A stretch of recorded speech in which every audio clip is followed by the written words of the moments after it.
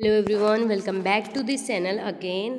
आज हम करने वाले हैं ब्रांड मैनेजमेंट का वन शॉट, जो कि आपका बीकॉम में है, चाहे वो ऑनर्स कोर्स हो चाहे प्रोग्राम।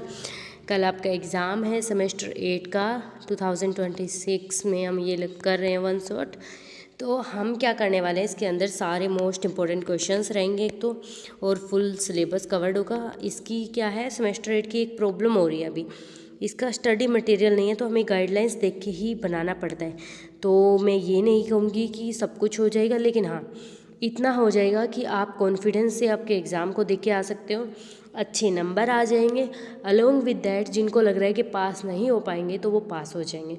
ठीक है, करना क्या है, सबसे पहले इस पीडीएफ को पढ़ना है।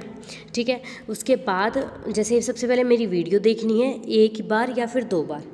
2x पे अगर देखना चाहते हो तो ठीक है, नहीं तो 1.75 या फिर 1.5 पे देख लेना, बिकॉज मैं भी थोड़ा धीरे बोलती हूँ आई थिंक। तो जिस पे भी आपको कंफर्टेबल लगे उस पर देख लेना, लेकिन 2 बार ज़रूर देखने, तभी कंसेप्ट समझ आएगा। जब फर्स्ट टाइम देख रहे हो ना, तभी बिल्कुल आराम से बैठ के सुनना, लेकिन जब सेकंड टाइम जब आप देख रहे हो तब आप क्या करना, आप कंसेप्ट्स को लिख लिख के देखना रफ नोटबुक में, जैसे ब्रांड मैनेजमेंट लिख के फिर उसके फीचर्स लिख के देखना पॉइंट वाइज। ठीक है, तो आपको याद रहेगा एग्ज़ाम के टाइम पे। और अगर कोई ऐसा है जो सुबह ही देख रहे हैं मेट्रो के टाइम पे, तो भाई आप ईयरफोन्स लगा के सुन लो, सिर्फ ध्यान से आराम से, और पीडीएफ को एक बार पढ़ लो अगर पढ़ना चाहते हो तो। और अगर कोई ऐसा है जो मेट्रो से एग्ज़ाम सेंटर से बाहर ही कर रहा है, तो भाई अब मैं क्या ही कहूँ, जितना टाइम है उतने में ये करो, और पीडीएफ का पढ़ने का टाइम है तो पीडीएफ पढ़ लो। ठीक है, आपका हो जाएगा। तो इसके अंदर हम ये क्वेश्चंस करने वाले हैं, जो कि मैंने यहाँ पे लिस्ट दे रखी है, 10 क्वेश्चंस हैं और शॉर्ट नोट्स हैं।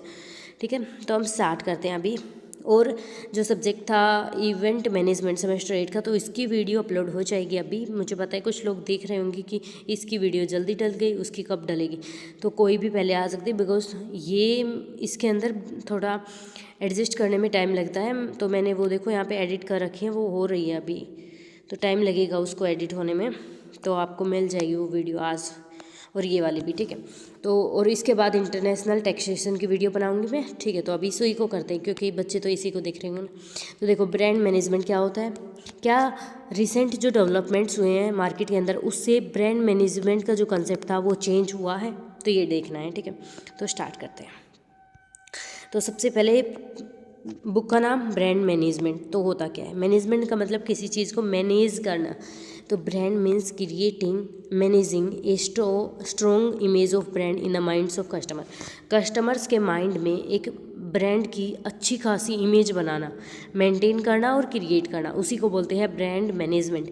जैसे एप्पल ने बना रखी है आईफोन, ये सब चीज़ें हैं उनकी, तो उनकी एप्पल की क्या ब्रांड है हमारी इमेज के अंदर कि भाई ये तो बहुत महंगी चीज़ है, लग्जरी चीज़ें निकालती है एप्पल, तो ये क्या है, उनकी ब्रांड है। ये हेल्प करती है कंज्यूमर को आइडेंटिफाई करने में, ट्रस्ट करने में, रिमेंबर करने में एक प्रोडक्ट को। ठीक है, और कंपनी, हम जब देखते हैं किसी भी चीज़ को, जैसे एप्पल का लोगो देखते हैं, हम क्या याद आता है, एप्पल की कंपनी है, बहुत ही ज़्यादा महंगी है। ठीक है, तो ब्रांड सिर्फ एक नाम नहीं है, ना ही सिर्फ ये लोगो है, लेकिन ये एक फीलिंग है जो उस ऐप जो हमारे कस्टमर्स हैं उसके साथ जुड़ी हुई है, हमारे प्रोडक्ट के साथ जुड़ी हुई एक्सपीरियंस है। ठीक है, for example when people here the name Apple, जब हम एप्पल का नाम सुनते हैं, they think about premium quality, हमें क्या समझ आता है, premium quality and innovation. This image is created through good brand management. तो ये किससे क्रिएट हुई है, गुड मैनेजमेंट, ब्रांड मैनेजमेंट से। तो समझ आया। So next time meaning of brand management. तो ब्रांड मैनेजमेंट इंक्लूड करती है all activities creating a brand name. Brand management के अंदर वो एक्टिविटीज़ आती हैं, सबसे पहली एक्टिविटी कौन सी, क्रिएट करना एक ब्रांड का नाम। दूसरा, एडवर्टाइजिंग प्रोडक्ट, किसी प्रोडक्ट को ऐड निकालना उस प्रोडक्ट की। फिर उसकी क्वालिटी को मेंटेन रख के रखना, मतलब उसकी जो क्वालिटी है उसको प्रीमियम रखना। फिर बिल्ड करना कस्टमर का ट्रस्ट, अगर क्वालिटी अच्छी होगी तो कस्टमर का ट्रस्ट होगा। इसका मेन एम क्या होता है कि प्रोडक्ट को अपने कंपटीटर से अलग बनाए और कस्टमर की जो लॉयल्टी है, ट्रस्ट, उसको जीते। तो ये होता है ब्रांड मैनेजमेंट। तो यहाँ पे हमने देखा कि इसके अंदर कौन कौन सी एक्टिविटीज़ आती हैं, क्रिएट करना ब्रांड का नेम, ऐड करना उस प्रोडक्ट की क्वालिटी को मेंटेन रखना और बिल्ड करना कस्टमर्स का ट्रस्ट। तो ये होता है ब्रांड मैनेजमेंट के अंदर। इसका मेन एम क्या है कि प्रोडक्ट अपने जो कंपटीटर्स हैं उनसे अलग हो और ये कस्टमर की लॉयल्टी को इंक्रीज करता है। अगर मैं एग्जांपल दूँ मेरा, तो देखो मैं आपके लिए ये नोट्स बना रही हूँ, जो कि आई थिंक किसी ने अभी तक तो नहीं बनाए ऐसी नोट्स। वो पीपीटी लेके आते पढ़ाते, मैं ये खुद लिख के बना रही हूँ। एंड इसकी लैंग्वेज बहुत सिंपल है। मुझे लगता है अगर आप मेरी वीडियो ना भी देखो तो भी आप इनको समझ सकते हो। अगर आप कॉमर्स के स्टूडेंट हो तो इस वीडियो को देख रहे हो। और लाइफ एंड लिटरेचर का एक वन शॉट आया था, उसमें तो मैंने इतनी मेहनत की है ना समझाने में बच्चों को समझ भी आया। लेकिन आप लोग की एक मुझे बात अच्छी नहीं लगी, बहुत कंजूस हो एक चीज़ में। आप लोग ना कमेंट करते हो, ना लाइक करते हो और ना सब्सक्राइब करते हो। तो प्लीज़ डू दैट। क्या मैं ब्रांड इमेज नहीं बना पा रही अच्छी? पता नहीं क्या प्रॉब्लम है, मैं आपका ट्रस्ट नहीं जीत पा रही, इसका मतलब यही है। ठीक है, एज ए कॉमर्स स्टूडेंट और टीचर मुझे यही लगता है कि मैं आपका ट्रस्ट नहीं जीत पा रही। तो आप अभी नहीं करना चाहते ना, तो आप एग्ज़ाम दे के आने के बाद कर सकते हो। आप बता सकते हो कि कैसा एग्ज़ाम हो, ताकि आके आपके जो जूनियर्स हैं उनको पता लगे कि हाँ रियलिटी में ये हेल्प करती है, तो वो भी देखें इनको। ठीक है, तो इतना तो कर सकते हो। तो देखो, गुड ब्रांड इमेज होती है, गुड ब्रांड मैनेजमेंट करते हैं तो कंपनी अट्रैक्ट करती है ज़्यादा प्रॉफिट्स को, ज़्यादा कस्टमर्स को। जैसे कि अगर आप ज़्यादा लाइक शेयर सब्सक्राइब करोगे तो मेरे पास ज़्यादा व्यूज़ आएंगे, ठीक है, कस्टमर्स ज़्यादा आएंगे, फिर क्या होगा, प्रॉफिट इंक्रीज होगा। ठीक है, तो आप ऐसे समझ सकते हो। मैं चीज़ों को पर्सनली प्रैक्टिकली समझाना चाहती हूँ आपको। ठीक है, तो कस्टमर्स यूजुअली क्या प्रेफर करते हैं कि ब्रांड क्या करे, ट्रस्ट करे। ठीक है, example, many people by product from Samsung. क्यों खरीदते हैं लोग समसंग का प्रोडक्ट? बिकॉज उनको विश्वास है कि कंपनी रिलायबल प्रोडक्ट्स प्रोवाइड करती है। ठीक है, इसीलिए वो समसंग का प्रोडक्ट खरीदते हैं, वरना वो किसी और का भी खरीद सकते हैं। ठीक है, तो उसके बाद है ऑब्जेक्टिव्स ऑफ ब्रांड मैनेजमेंट, कि क्यों ये ज़रूरी है, क्या इसके मेन उद्देश्य हैं, तो वो देखते हैं। तो देखो यहाँ पे जो ऑब्जेक्टिव्स हैं वहाँ पे ये रहे।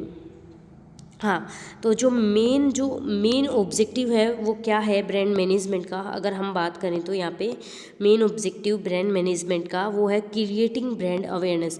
ब्रांड के बारे में लोगों को बताना। जैसे कि मेरा जो चैनल है उसके बारे में बहुत कम लोगों को पता है, इवन 160 सब्सक्राइबर है, तो आई थिंक इन्हीं को पता है। तो आप लोग जब शेयर करते हो उसको, तो क्या होता है, ब्रांड की अवेयरनेस आती है कि लोगों को पता चलता है कि ऐसा भी कोई इंसान है जो वीडियोस बना रहा है इस चीज़ से रिलेटेड। बिल्डिंग कस्टमर लॉयल्टी, जब आप कमेंट्स करते हो तो कस्टमर की लॉयल्टी इंक्रीज होती है, दूसरे लोगों को पता चलेगा हाँ ये हेल्प कर रही है, इससे हेल्प हो रहा है एग्जाम में, तो वो देखेंगे। तो इससे क्या होगा, व्यूज़ बढ़ेंगे, इंक्रीज होगी सेल्स, डेवलप करेगी एक पॉजिटिव इमेज। मेरी जो है वो पॉजिटिव इमेज आएगी आपके सामने। ठीक है, तो अगर एप्पल का नाम लेके समझे तो क्रिएट करती है ब्रांड की अवेयरनेस। अगर हम एप्पल के प्रोडक्ट्स को देखते हैं तो फिर वो कस्टमर की लॉयल्टी इंक्रीज करते हैं, बिकॉज उसकी जो क्वालिटी है वो प्रीमियम है। फिर उससे क्या होती है, सेल्स इंक्रीज होती है, बिकॉज एक इंसान दूसरे को बताएगा, दूसरा तीसरे को, तो ऐसे सेल्स इंक्रीज होगी और फिर डेवलप क्या होगी, पॉजिटिव ब्रांड इमेज। ये ऑल्सो हेल्प करती है कंपनीज़ को यूनिक आइडेंटिटी क्रिएट करने में मार्केट के अंदर। अगर आपकी स्ट्रॉन्ग ब्रांडिंग है तो कस्टमर्स याद रखेंगे बहुत टाइम तक। ठीक है, जैसे Nike is known as for sports, Nike sports के लिए जाना जाता है, और fitness product all over the world. ठीक है, तो यहाँ पे ये एग्जाम्पल हो गया। ऊपर हमने एप्पल का एग्जाम्पल देखा था, प्रीमियम क्वालिटी के लिए नाइक स्पोर्ट्स और फिटनेस के लिए जाना जाता है। तो ये क्या हो गया, ब्रांड मैनेजमेंट का ऑब्जेक्टिव। नाउ क्या क्या एलिमेंट्स है जो कि ब्रांड मैनेजमेंट के अंदर आते हैं। तो ब्रांड नेम आता है, एक तो हेल्प करता है कस्टमर को कि आप आइडेंटिफाई कर सकते हो ब्रांड के जो आइडेंटिफाई कर सकते हो प्रोडक्ट को कि ये कौन से ब्रांड का है। जैसे फ़ोन है उसके पीछे लोगो है एप्पल का, तो आप आइडेंटिफाई कर सकते हो कि ये कौन सी प्रोडक्ट का है। जैसे आईफोन है, एप्पल है, तो ये सब। फिर है एक लोगो होता है हमारे यहाँ पे, लोगो जो कि शो होता है हमें। जैसे मेरा जो लोगो है वहाँ पे एक लड़की है, उसकी फ़ोटो है, वो सब कुछ करके ये हमें विजुअली दिखाता है कि ब्रांड कैसी है विजुअली।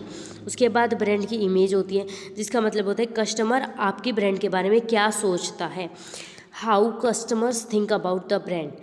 और फिर उसके बाद क्या होती है, ब्रांड लॉयल्टी होती है, जिसका मतलब होता है customers repeatedly buying the same thing, same brand. मतलब कस्टमर्स क्या बार बार आपकी ब्रांड की चीज़ खरीदते, क्या बार बार आपकी चीज़ें देखते हैं, तो वो होती है ब्रांड लॉयल्टी।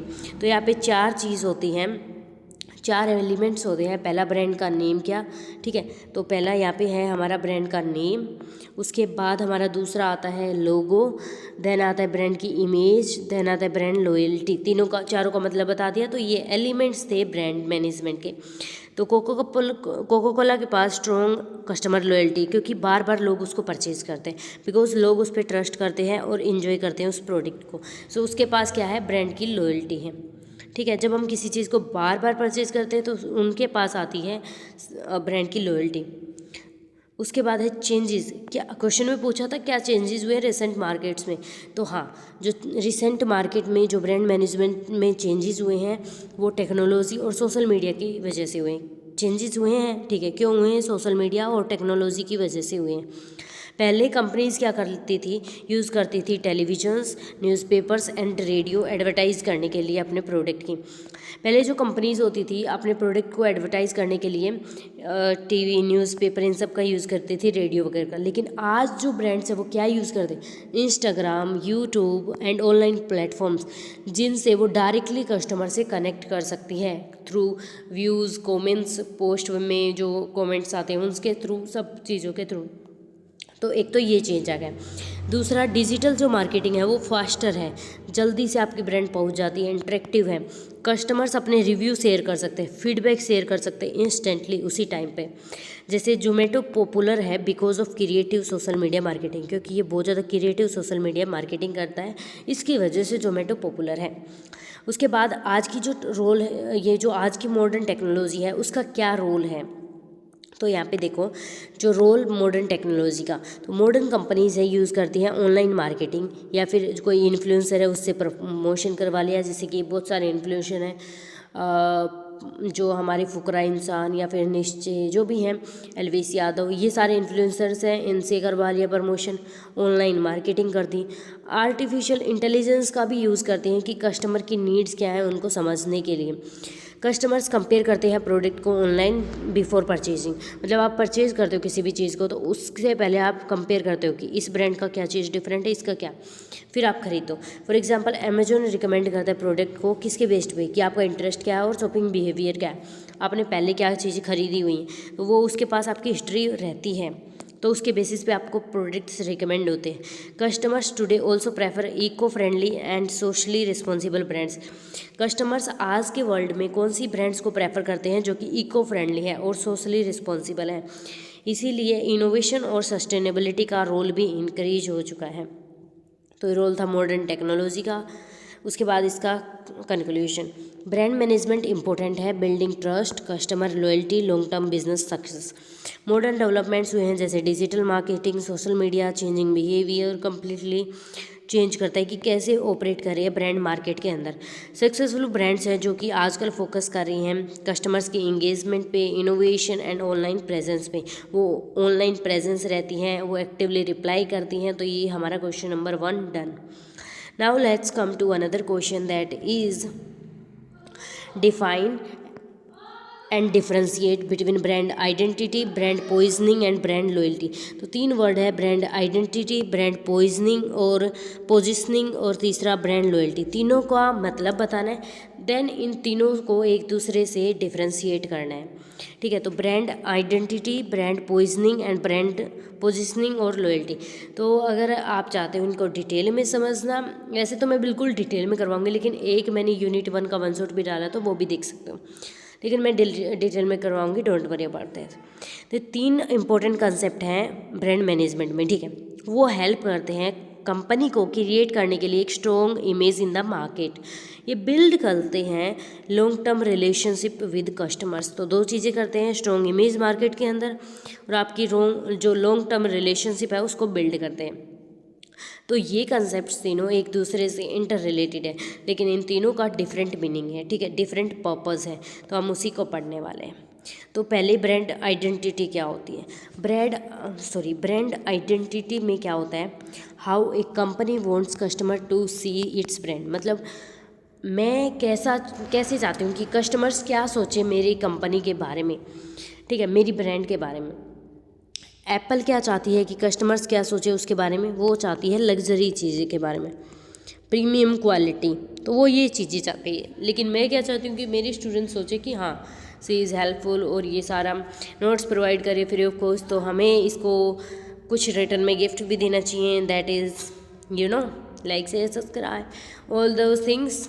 तो कैसे एक कंपनी वांट्स कस्टमर की, मैं क्या चाहती हूँ कि कस्टमर्स कैसे देखें मेरी ब्रांड को, जिसके अंदर ब्रांड का नेम भी आता है, लोगो भी आता है, कलर भी आता है, स्लोगन भी आता है, पैकेजिंग, ओवरऑल पर्सनैलिटी भी आती है ब्रांड की। तो ये ब्रांड की आइडेंटिफाई कि कस्टमर्स कैसे आइडेंटिफाई करें उस ब्रांड को। और इसके अंदर है हमारा ये यूनिक इमेज क्रिएट करता है और हेल्प करता है कस्टमर्स को पहचानने में आपके प्रोडक्ट को ईजिली। अगर आपकी ब्रांड आइडेंटिटी स्ट्रॉन्ग होगी तो आप डिफरेंट होगे अपने कंपटीटर्स से। फॉर एग्जांपल नाइक जो है यूज़ करता है स्विस लोगो, जो कि स्लोगन है, इसका स्लोगन है जस्ट डू इट। ये क्रिएट करता है स्पोर्टिव और मोटिवेशनल आइडेंटिटी। तो जो ब्रांड आइडेंटिटी है वो क्रिएट कौन करती है, कंपनी करती है। ये पहला कंसेप्ट डन। नाउ ब्रांड जो पोजिशनिंग है वो क्या होती है। सो देखो यहाँ पे इसका मतलब होता है प्लेस और the place a brand occupy in the minds of customer compare to competitors. मतलब आपकी ब्रांड की क्या जगह है कस्टमर्स के माइंड में आपके कंपटीटर्स से डिफरेंट। जैसे कि सैमसंग का फ़ोन है, उसके बारे में लोग सोचते होंगे कि ये गुड है, मतलब अच्छी बैटरी चलती है लॉन्ग आवर के लिए और अच्छा फ़ोन है डिसेंट वगैरह। लेकिन एप्पल के बारे में लोग सोचते हैं इसकी बैटरी तो कम चलती है लेकिन ये फ़ोन प्रीमियम है, स्टेटस कैरी करता है सोसाइटी के अंदर। तो क्या है, आपके जो कस्टमर्स हैं वो कैसे कंपेयर करते हैं आपको और आपकी दूसरी जो कंपटीटर है उन दोनों को। इसको बोलते हैं ब्रांड पोजिशनिंग। ठीक है, आपने कौन सी पोजीशन है आपके कस्टमर्स में, फर्स्ट चॉइस है, सेकंड है या फिर थर्ड है या फिर कुछ और है, कौन सी चॉइस है। ये एक्सप्लेन करता है कि how brand wants to customer think about its product. एक company position its brand on the basis of, किसके बेसिस पे ये पोजीशन होती है, ये क्वालिटी के बेसिस पे होती है, प्राइस के बेसिस पे, फीचर्स और क्या बेनिफिट्स हो रहे हैं उस चीज़ से, उस प्रोडक्ट से, तो उसके बेसिस पे हो रहे हैं। जैसे मर्सिडीज़ की जो कार है वो एक लग्जरी है, प्रीमियम कार ब्रांड है। कस्टमर्स क्या कनेक्ट करते हैं कि जो ब्रांड है वो कंफर्ट तो देती है, स्टेटस भी है, हाई क्वालिटी भी है, प्रीमियम भी है और पैसे वाली है, मतलब जिसके पास ज़्यादा पैसा वही खरीद सकता है। अब गुड पोजीशनिंग होगी तो वो कस्टमर्स अंडरस्टैंड कर सकते हैं कि क्यों ये प्रोडक्ट ज़्यादा स्पेशल है। जैसे आईफोन क्यों ज़्यादा स्पेशल है वो, तो कस्टमर्स समझ सकते हैं उस चीज़ को। ठीक है, now the next concept is brand loyalty. तो यहाँ पे ब्रांड लॉयल्टी का मतलब होता है customers repeatedly purchasing the same brand because of trust and satisfaction. जैसे कोको कोला आप बार बार खरीदते रहते हो, उसी ब्रांड की वही ड्रिंक पीते रहते हो बार बार, बिकॉज आपको उस ब्रांड पे ट्रस्ट है, सेटिस्फेक्शन है। इसी कंसेप्ट को बोलते हैं brand loyalty. Loyal customers continue buying the brand even when many alternative are available. Coca Cola की जगह बहुत सारे अल्टरनेटिव अवेलेबल है, पेप्सी वगैरह, तो फिर भी कस्टमर्स कंटिन्यू बाय करते रहते हैं सेम प्रोडक्ट को, बिकॉज उनको वहाँ पे ट्रस्ट है और उनको उसी से सेटिस्फेक्शन मिलता है। चाहे कितने भी अल्टरनेटिव अवेलेबल हो वो वही चीज़ खरीदेंगे। तो ये होती है लॉयल्टी। तो ब्रांड लॉयल्टी डेवलप्ड होती है जब कस्टमर्स के पास आपकी जो ब्रांड है उसकी पॉजिटिव एक्सपीरियंस हो, पॉजिटिव इमेज हो, जो कि लॉन्ग पीरियड के लिए बहुत काम आती है। जैसे कि many people always prefer Coca Cola over cold drink because brand उनके बीच में ट्रस्ट है, उनका टेस्ट उनको पता है, क्वालिटी भी अच्छी है। ब्रांड लॉयल्टी हेल्प करते हैं कस्टमर्स को स्टेबल सेल्स बनाने में और लॉन्ग टर्म प्रॉफिट में। So that's done. तीनों कॉन्सेप्ट हो गए, उसके मीनिंग हो गए। अब डिफ्रेंसिएशन आएगा शायद। तो यहाँ पे डिफरेंस, तो ब्रांड आइडेंटिटी जो होती है वो फोकस करती है कि how the company present the brand to customer, कि कंपनी अपने जो कस्टमर्स हैं वहाँ पे कैसे प्रेजेंट कर रही है अपने ब्रांड को। ये इसका मतलब है कि ब्रांड को क्रिएट करना, रिकॉग्नाइज करना कि क्या कस्टमर्स पहचान पा रहे हैं, किस तरीके से आपके ब्रांड को पहचान पा रहे हैं। ब्रांड पोजिशनिंग का मतलब है फोकस करना कि हाउ ब्रांड इज प्लेस्ड है और minds of customer compare to other competitors से जब कस्टमर कंपेयर करते हैं तो आपकी ब्रांड को कैसे कंपेयर करते हैं और आपकी ब्रांड कहाँ पे स्टेटस लगो करती है। लॉयल्टी का मतलब होता है कस्टमर का बिहेवियर कैसा है, क्या वो आपकी ब्रांड पे ट्रस्ट करता है, बार बार खरीदता है, कंटिन्यू परचेज करता है उसको रेगुलरली, तो होता है ब्रांड लॉयल्टी। तो यहाँ पे तीनों के बीच में वो डिफरेंस था।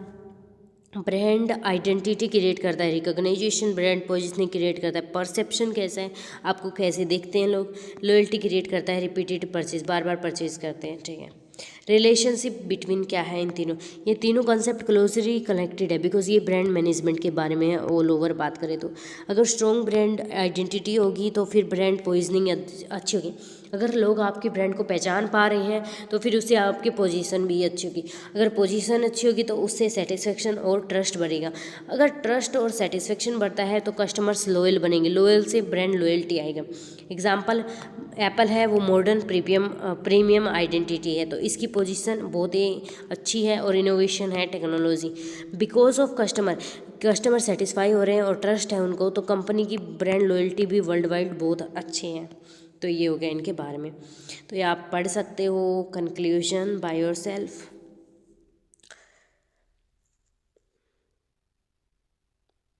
तो फिर स्टार्ट करें नेक्स्ट। तो नेक्स्ट है analyse the symbiotic relationship between brands and customer. तो ब्रांड्स और कस्टमर्स के बीच में ये जो सिम्बायोटिक रिलेशनशिप है वो क्या है, कैसे है, हम समझने वाले हैं। तो यहाँ पे इसका मतलब है बोथ डिपेंड करते हैं each other for growth and success. देखो कस्टमर डिपेंड करता है ब्रांड के ऊपर, ब्रांड डिपेंड करती है कस्टमर के ऊपर, दोनों एक दूसरे पे डिपेंड करते हैं। बिकॉज किस चीज़ के लिए, ग्रोथ और सक्सेस के लिए। ब्रांड को चाहिए कस्टमर कि वो उसके प्रोडक्ट खरीदे, कस्टमर को चाहिए ब्रांड क्योंकि उनको क्वालिटी चाहिए, सेटिस्फेक्शन चाहिए और वैल्यू चाहिए। तो देखो अब देखो एक दूसरे पे डिपेंड करते हैं। तो ब्रांड कस्टमर पे क्यों पड़ती है, डिपेंड करती है क्योंकि कस्टमर ही तो है जो उसके जो सामान है जो उसने बनाया है उसको खरीदेगा। अब कस्टमर क्यों डिपेंड करता है, क्योंकि उसको भी तो अपना पेट भरना है, क्वालिटी चाहिए, सेटिस्फेक्शन और वैल्यू चाहिए। That's why both of them inter related. ठीक है, अगर आपकी स्ट्रॉन्ग रिलेशनशिप है ब्रांड और कस्टमर के बीच में तो क्या होगा, ट्रस्ट होगा, लॉयल्टी होगी और आपको लॉन्ग टर्म सक्सेस मिलेगी। ठीक है, अब देखो कैसे एक ब्रांड इन्फ्लुएंस करती है कस्टमर के बिहेवियर को। यहाँ पे हम कंज्यूमर बोले या कस्टमर, बात एक ही है। ठीक है, ब्रांड इन्फ्लुएंस करती है the thoughts, feelings, buying decision of customer. हाँ, अगर आपकी ब्रांड इमेज अच्छी है तो वो ट्रस्ट क्रिएट करेगी और कस्टमर को कॉन्फिडेंट फील कराएगी जब वो किसी प्रोडक्ट को परचेज करेगा। जैसे आप एप्पल का आईफोन खरीद रहे हो तो आपको 1% भी ये नहीं रहेगा कि नहीं खरीदना चाहिए। ठीक है, क्यों, क्योंकि आपके बीच में वो ट्रस्ट है, कंफर्ट फील करते, कॉन्फिडेंट फील करते उसको परचेज करते टाइम पे। लेकिन आप ऐसे ही ओप्पो का खरीदोगे, वीवो का खरीदोगे तो आपको बिल्कुल हमेशा, वीवो का तो हमेशा ही ऐसा रहता है कि आपको खरीदना ही नहीं चाहिए, ऐसा है। मैनी कस्टमर्स बाय करते हैं प्रोडक्ट को बेस्ड ऑन ब्रांड इमेज के बेसिस पे उसको बाय करते हैं। Reputation, quality, emotional collection. सिर्फ प्राइस नहीं देखते वो कितना प्राइस है, वो लोग देखते हैं कि ब्रांड की इमेज क्या है मार्केट के अंदर, उनकी रेपुटेशन कितनी, क्वालिटी कितनी, प्रोडक्ट की इमोशनल कनेक्शन। सिर्फ प्राइस देखते नहीं है वो चीज़। ठीक है, बहुत सारे पीपल हैं जो कि प्रेफर करते हैं एप्पल के प्रोडक्ट्स बिकॉज वो बिलीव करते हैं कि उनके अंदर इनोवेशन है, प्रीमियम क्वालिटी है, उनका स्टेटस है सोसाइटी के अंदर। तो इसीलिए बोलते हैं कि ब्रांड इन्फ्लुएंस करते हैं लाइफस्टाइल और पर्सनैलिटी। कस्टमर उन ब्रांड को चूजते हैं, लेते हैं जो उनकी वैल्यूज से मैच करिए, जो उनके प्रेफरेंस से मैच करिए। ठीक है, जैसे नाइक मोटिवेट करते हैं कस्टमर को through sports and fitness related, तो लोग इसी को लेंगे। अब इमोशनल कनेक्शन होता है एक कस्टमर्स के साथ, तो वो कैसे होता है, जो सक्सेसफुल ब्रांड्स होती हैं ना वो एक क्रिएट करती हैं इमोशनल रिलेशनशिप कस्टमर्स के साथ ताकि वो ब्रांड से अटैच फील करें और उसी चीज़ को वो खरीदें। When customers have positive experience, जब आपके पास किसी ब्रांड से रिलेटेड पॉजिटिव एक्सपीरियंस होता है तो एक ट्रस्ट और लॉयल्टी बनती है। ठीक है, इवन आप क्या करोगे, दूसरों को भी वही ब्रांड रिकमेंड करोगे कि आप ये खरीदो, इसका मेरा बहुत पॉजिटिव एक्सपीरियंस है। Like Coca Cola advertisement usually focus करता है हैप्पीनेस, फ्रेंडशिप और फैमिली मोमेंट्स। ये आपकी इमोशनल अटैचमेंट क्रिएट करता है अमंग कस्टमर्स। तो अब हमने देखा कि ब्रांड कैसे कंज्यूमर के डिसीजन को बिहेव कर रही है, इन्फ्लुएंस कर। अब कंज्यूमर कैसे ब्रांड को इन्फ्लुएंस कर रहा है, तो consumer also affect success and image of brand. अगर कस्टमर के ओपिनियन, रिव्यू, फीडबैक अच्छे होंगे तो ये क्या कर सकते हैं, इम्प्रूव करेंगे आपकी ब्रांड की रेपुटेशन को। अगर ख़राब रिव्यू होंगे तो आपकी ब्रांड की जो इज्जत है वो कम हो जाएगी। ठीक है, एक तो उनके रिव्यू, फीडबैक और ओपिनियन मैटर करते हैं। और आज सोशल मीडिया का ज़माना है तो इसके अंदर कस्टमर्स के पास बहुत ज़्यादा स्ट्रॉन्ग पावर है। अगर वो पॉजिटिव रिव्यू दे रहे हैं तो आपकी सेल्स इंक्रीज हो सकती है, वाइल नेगेटिव रिव्यू दे रहे हैं तो आपकी ब्रांड की इमेज की हार्म हो सकती है और बहुत जल्दी। ठीक है, अगर कस्टमर्स कंप्लेन करते हैं अबाउट बोर सर्विसेज ऑनलाइन और complain must be response quickly to protect their reputation.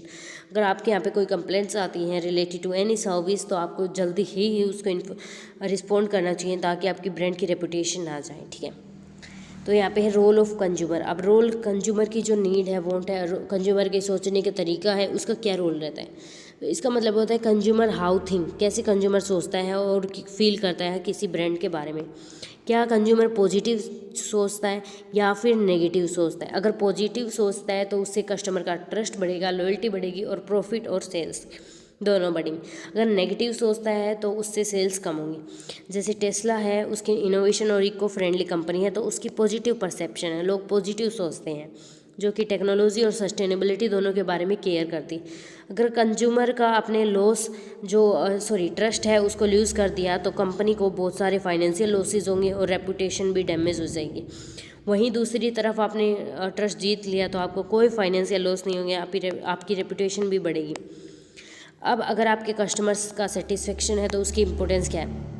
देखो, कस्टमर्स को सेटिस्फाई करना सबसे इम्पोर्टेंट काम है। यहाँ पे स्ट्रॉन्ग ब्रांड कस्टमर रिलेशनशिप। अगर आपके कस्टमर सेटिस्फाइड है तो वो लॉयल बनेंगे, वो बार बार आपकी चीज़ें खरीदेंगे। दूसरी बात, कंपनीज फोकस करती हैं प्रोडक्ट की क्वालिटी पे, कस्टमर सर्विसेज पे भी और पर्सनलाइज एक्सपीरियंस पे, ताकि कस्टमर्स हैप्पी रहेंगे। अगर वो हैप्पी हैं तो वो लॉयल रहेंगे। देखो, अमेज़ॉन फोकस करती है हैवली ऑन फास्ट डिलीवरी की, जितनी जल्दी डिलीवरी हो सके चीज़ों की उतनी जल्दी हो, कस्टमर सर्विसेज को, ताकि कस्टमर सेटिस्फाई रहें। So now you can read this conclusion over here.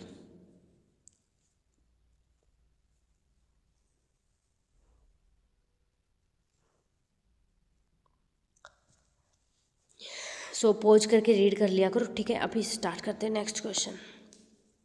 So brand building क्या होता है और क्या स्ट्रेटजीज हैं जो ब्रांड बिल्डिंग के प्रोसेस में हमें हेल्प करते हैं। तो यहाँ पे देखो, ब्रांड बिल्डिंग का मतलब होता है क्रिएट करना, डेवलप करना एक strong brand in the minds of customer. Brand building, brand को बनाना, तो कहाँ बनाएंगे ब्रांड को, कस्टमर्स के दिमाग में। तो कस्टमर्स के दिमाग में क्रिएट करना और डेवलप करना किसी भी स्ट्रॉन्ग ब्रांड की इमेज का, ये हेल्प करती है। कस्टमर्स को पता चलेगा कि ब्रांड है इस नाम की, उनके बीच में ट्रस्ट आएगा, लॉयल्टी आएगी, बार बार आपकी चीज़ों को देखेंगे, ठीक है। ये ओवरऑल बात थी। अगर आपकी ब्रांड है तो प्रोडक्ट डिफरेंट होगा अदर कॉम्पिटिटर से और आपकी वैल्यू इंक्रीज होगी मार्केट के अंदर। ये एक लॉन्ग टर्म प्रोसेस होती है, ये एक दिन में नहीं होती, ठीक है।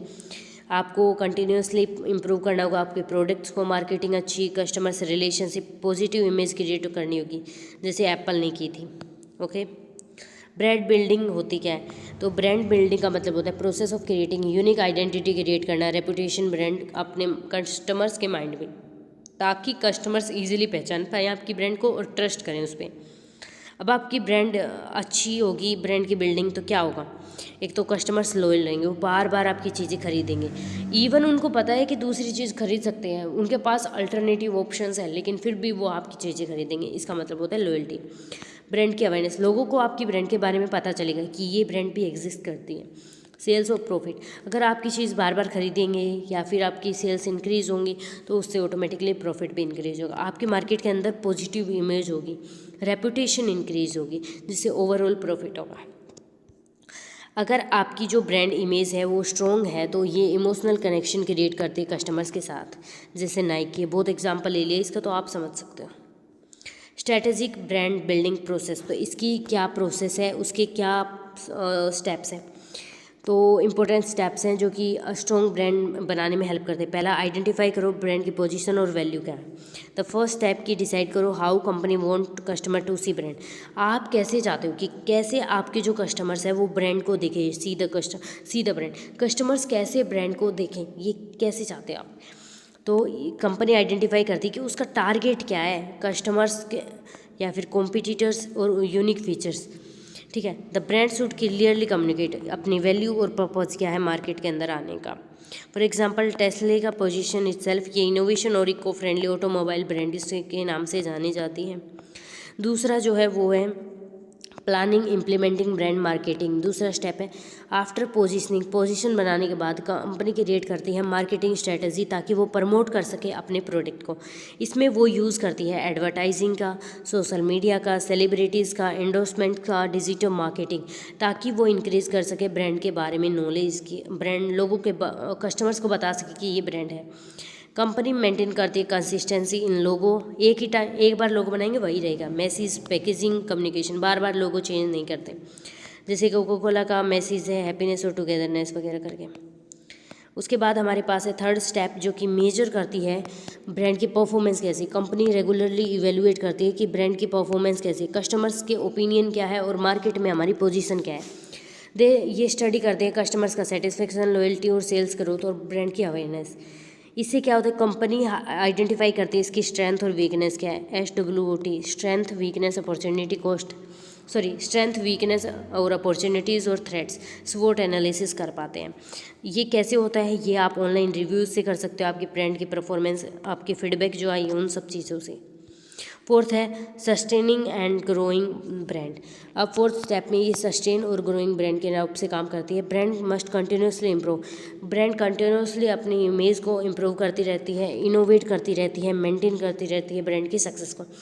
Customer preference over the time changes होते रहते हैं, तो brand according to market trends अपने आप को अडेप्ट करती रहती है। जैसे कंपनीज लॉन्च करते हैं न्यू प्रोडक्ट्स, इम्प्रूव करते हैं अपनी क्वालिटी और कुछ मॉडर्न टेक्नोलॉजी को यूज़ करते हैं और कॉम्पिटिटिव में रहते हैं और कुछ यूनिक फीचर्स यूज़ करते हैं ताकि वो मार्केट के अंदर रहें। ठीक है, उसके बाद आता है हमारा इम्पोर्टेंस क्या है ब्रांड बिल्डिंग का। हमने स्टेप्स देख लिए, उसके बाद भी है इम्पोर्टेंस क्या है ब्रांड बिल्डिंग का। ब्रांड बिल्डिंग हेल्प करते हैं कंपनीज़ को ताकि वो क्रिएट कर सके ट्रस्ट और long term relationship. Strong brand image होगी तो वो हायर प्राइजेस होंगे, क्योंकि आपको पता है एप्पल की जो है स्ट्रॉन्ग ब्रांड है तो उसके हायर प्राइजेस हैं, क्योंकि वहाँ पे क्वालिटी अच्छी है, रेपुटेशन अच्छी है। अगर इट ऑल्सो रिड्यूस कंपटीशन, इससे कंपटीशन भी कम होता है अगर आपकी ब्रांड बिल्डिंग अच्छी है तो, क्योंकि लॉयल कस्टमर्स तो बार बार वही चीज़ खरीदेंगे तो वो दूर जाएंगे नहीं। स्ट्रॉन्ग ब्रांडिंग आपकी बिजनेस की ग्रोथ और मार्केट की वैल्यू को भी इंक्रीज़ करती है। अब ये कंक्लूजन आप पढ़ सकते हैं।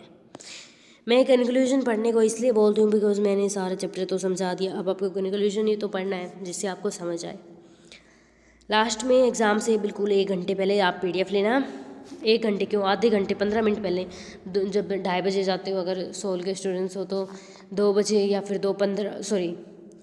1:30 पे आप स्टार्ट करना और सारे कंक्लूजन्स को पढ़ लेना। ठीक है, अच्छे मार्क्स आ जाएंगे। सारे कंक्लूजन्स को रीड आउट कर लेना। तो अभी स्टार्ट करते हैं नेक्स्ट क्वेश्चन नंबर 5। अभी देखिए कितनी देर की वीडियो हो गई है। सो भाई मेरे पास मेल आई कुछ स्टूडेंट्स की, मैं उनका रिप्लाई कर देती हूँ। एक बार नोट्स वगैरह मांग रहे होंगे क्योंकि एग्ज़ाम है तो इम्पोर्टेंट है ना, एक बार अभी रोकते हैं इसको। सो अभी स्टार्ट करते हैं। मैंने कर दिया है रिप्लाई, ईमेल आई थी नोट्स के लिए तो वो मैंने रिप्लाई कर दिया है। सो नाउ 5th क्वेश्चन है हमारा, explain customer based brand equity. मुझे लग रहा है कि इससे आपका शॉर्ट नोट आ सकता है, तो आप अच्छे से पढ़ना है इसको। ठीक है, how does it help brand build equity. ठीक है, तो customer based brand equity also called eight, इसको बोला जाता है CBBE मॉडल। ठीक है, ये डेवलप किसने किया था, कौन लेके आए थे इस मॉडल को, केविन केलर। ये मॉडल एक्सप्लेन करता है how brand create strong value in the minds of customer, कि कैसे ब्रांड क्रिएट करती है स्ट्रॉन्ग वैल्यू अपने कस्टमर्स के माइंड में, तो वो ये एक्सप्लेन करता है। ठीक है, अकॉर्डिंग टू द मॉडल, इस मॉडल के अनुसार, मॉडल कौन सा है, यहाँ पे CBBE मॉडल है। इस मॉडल के अनुसार ए ब्रांड बिकम सक्सेसफुल, एक ब्रांड जब सक्सेसफुल बनती है जब वो customers have positive knowledge, trust, feelings about the brand. मतलब जब आपकी ब्रांड के बारे में कस्टमर्स पॉजिटिवली सोचें, पॉजिटिव नॉलेज, अगर कोई पूछे आपके कस्टमर से कि ब्रांड कैसी है तो वो सारी चीज़ें पॉजिटिव बताए कि हाँ ऐसी है, बहुत अच्छी ब्रांड है वगैरह वगैरह। ट्रस्ट हो, फीलिंग्स पॉजिटिव हो, तो सारी चीज़ें जब पॉजिटिव होती हैं तब बोलते हैं उसको customer based brand equity. Strong brand equity का मतलब होता है कस्टमर्स आपकी ब्रांड को प्रेफर करते हैं, दे लॉयल हैं कि वो बार बार उसी चीज़ को खरीदेंगे। ठीक है, जैसे कि एप्पल की जो ब्रांड है उसकी स्ट्रॉन्ग ब्रांड इक्विटी है बिकॉज कस्टमर्स कनेक्ट करते हैं ब्रांड की क्वालिटी के साथ, उसकी इनोवेशन और प्रीमियम एक्सपीरियंस के साथ। सो यहाँ पे आप देख सकते हो क्वालिटी, इनोवेशन, प्रीमियम एक्सपीरियंस के साथ वो कनेक्ट करते हैं। Now meaning of brand equity. Brand equity का मतलब क्या है एक्चुअली हम ये देखने वाले। तो ब्रांड इक्विटी का मतलब है value strength of brand in the market, कि आपकी जो ब्रांड है उसकी क्या वैल्यू है, क्या स्ट्रेंथ है मार्केट के अंदर। ठीक है, ये डेवलप करता है when customers know the brand well and have positive experience. ये कब होती है ब्रांड इक्विटी? जब कस्टमर्स आपके ब्रांड को अच्छे से जानते हो और उनका पॉजिटिव एक्सपीरियंस हो आपके ब्रांड के साथ। स्ट्रॉन्ग ब्रांड इक्विटी होगी तो क्या होगा, आपके कस्टमर्स लॉयल रहेंगे, वो आपके प्रोडक्ट को बार बार खरीदना चाहेंगे, चाहे कितने भी अल्टरनेटिव अवेलेबल हो, लेकिन वो बार बार आपके प्रोडक्ट को परचेज करेंगे। Charge premium prices. आप हाई प्राइसेस भी चार्ज करोगे ना तो भी वो चीज़ें खरीदेंगे, बिकॉज उनको पता है क्वालिटी अच्छी, प्रीमियम है और लग्जरी है, सब कुछ है, तो हमें यही खरीदना चाहिए। आपको कम्पिटिटिव एडवांटेज मिलती है, आपके कंपटीटर्स जो होते हैं उनसे फ़ायदा आपको मिलता है, आपकी सेल्स बढ़ती है, रेपुटेशन बढ़ती है मार्केट के अंदर। तो ये मतलब होता है ब्रांड इक्विटी का मतलब आपकी ब्रांड है उसकी वैल्यू और स्ट्रेंथ क्या है मार्केट के अंदर। For example many customers are willing to pay higher prices for Nike product because उसकी स्ट्रॉन्ग ब्रांड इक्विटी है। बहुत सारे ऐसे कस्टमर्स हैं जो नाइक के प्रोडक्ट्स के लिए हाई प्राइस पे करने को तैयार हैं। क्यों? क्योंकि उसकी ब्रांड आइडेंटिटी जो है, इक्विटी जो है वो स्ट्रॉन्ग है। अब क्या स्टेज होते हैं जो CBBE मॉडल के अंदर होते हैं, ठीक है, तो हम देखने वाले हैं। तो देखो CBBE मॉडल के अंदर क्या स्टेजेस होते हैं, is shown as a pyramid 4 levels. इसके अंदर 4 लेवल होते हैं। The process starts brand awareness, पहला ब्रांड अवेयरनेस होता है और लास्ट में क्या आता है, स्ट्रॉन्ग कस्टमर रिलेशनशिप। तो पहला देखो स्टार्ट करते हैं इसको। सबसे पहले ब्रांड की आइडेंटिटी करना कि हु आर यू, आप कौन हो, ब्रांड के बारे में जानना। ब्रांड आइडेंटिटी यहाँ पे आप लिख सकते हो ब्रांड अवेयरनेस भी, अगर ये नहीं लिखना चाहते तो brand awareness. Who are you, brand है कौन। तो the first step is creating brand awareness. पहला स्टेप है ब्रांड की अवेयरनेस क्रिएट करना कि ब्रांड है कौन, who are you. Customers recognise और remember brand easily. Customers brand को पहचान पाएँ और याद रख पाए लंबे टाइम तक ईजिली। इससे कंपनी क्या यूज़ करती है ताकि पहचान पाए, लोगो यूज़ करती है, एडवर्टाइज करवाती रहती है बार बार जब आप टीवीज़ पे दिखते रहते हो, फ़ोन पे स्लोगन्स होते हैं, प्रमोशन करवाई रहती है ताकि आपकी जो ब्रांड है उसकी अवेयरनेस बढ़े कस्टमर्स के दिमाग में। For example the logo name of Coca Cola all over the world जाना जाता है। विदाउट अवेयरनेस, अगर आपकी ब्रांड की अवेयरनेस नहीं होगी तो कस्टमर्स के साथ आपकी कोई रिलेशनशिप नहीं होगी, वो आपके ब्रांड को जानेंगे ही नहीं। फिर उसके बाद है ब्रांड का मीनिंग। तो देखो व्हाट आर यू, तो हमने देखा who are you, then now what are you. तो ब्रांड है क्या, पहले देखा कौन है, अब क्या है। इस स्टेज में कस्टमर समझते हैं कि what brand stand for, brand किसके लिए है। कस्टमर्स जज करते हैं ब्रांड को कि उसके प्रोडक्ट की क्वालिटी कैसी है, परफॉर्मेंस कैसी है, रिलायबिलिटी है या नहीं, इमेज कैसी है। इसके साथ साथ ब्रांड क्रिएट करती है emotional meaning through advertisement customers के एक्सपीरियंस के साथ साथ। जैसे टेस्ला है वो एसोसिएटेड है innovation, technology, eco friendly transport के साथ। इस स्टेज में कस्टमर को हेल्प होती है from opinions about the brand. Brand के क्या ओपिनियंस है वो दूसरों से सुनते हैं और उससे पता चलता है व्हाट ब्रांड, मतलब ब्रांड है क्या। उसके बाद है brand response, what about you. इसका आंसर मिलता है हमें यहाँ से, ठीक है, जो कि इस स्टेज के अंदर कस्टमर रिएक्ट करते हैं ब्रांड को और वे जजमेंट्स और फीलिंग बनाते हैं उनके एक्सपीरियंस के बेसिस पे।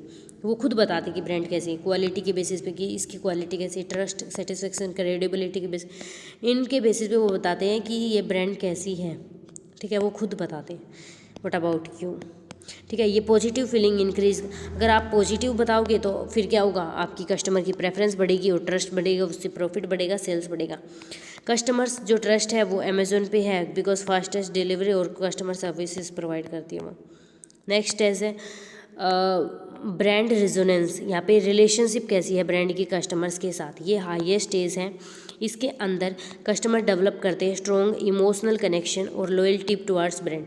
वो रिपीटेडली परचेज करते हैं उसी ब्रांड के प्रोडक्ट को और रिकमेंड करते हैं दूसरों को भी बिकॉज उनको वो प्रोडक्ट अच्छा लगता है। For example loyal users Apple को ओपन परचेज करते रहते हैं बिकॉज उनको पता है बहुत सालों तक ये चलेगी और अच्छा प्रोडक्ट है ये।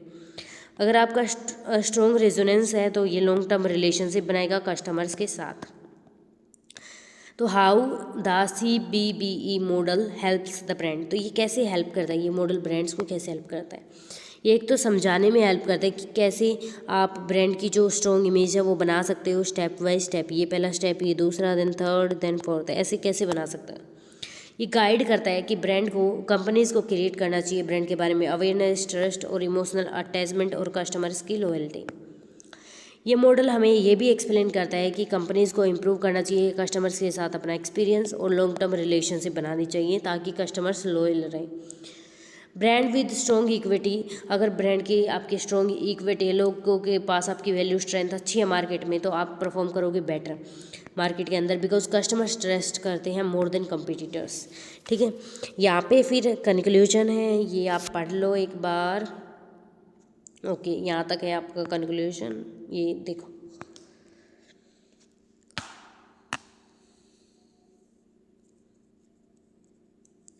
तो स्टार्ट करें। नेक्स्ट क्वेश्चन है elaborate methods used in growing sustaining brand equity.